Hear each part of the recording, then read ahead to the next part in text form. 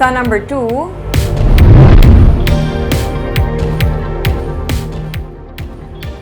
$10,000 ka mga housing units ang natalana nga itukod para sa mga informal settlers pinaagi sa Memorandum of Agreement sa tunga sa Benitez Administration kag National Housing Authority nga natalana lagdaan sa masunod nga semana.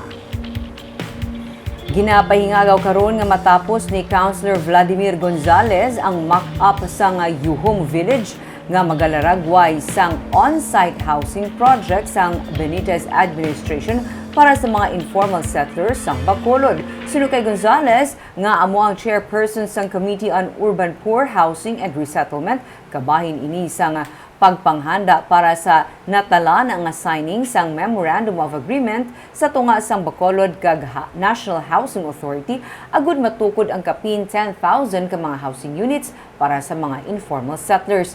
Nagsugod naman ang workshop para sa social preparation sa mga beneficiaries nga tuyo ibalhin sang syudad gikan sa mga danger zones pakadto sa medium-rise building.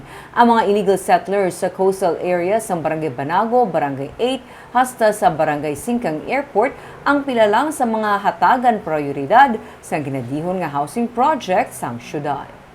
With that, 6,000 in Banago, in Arao, 2,000 in Banago, and more or less 2,000 man diri sa may Barangay 8.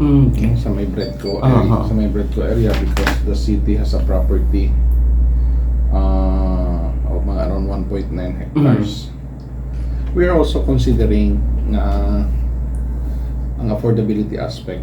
May mga mayara gid ka segment especially diri sa lapit sa SM, diri sa mga area, Boulevard, mga saranggin as ladaya kay may mga livelihood. We are thinking of even a bigger unit, no?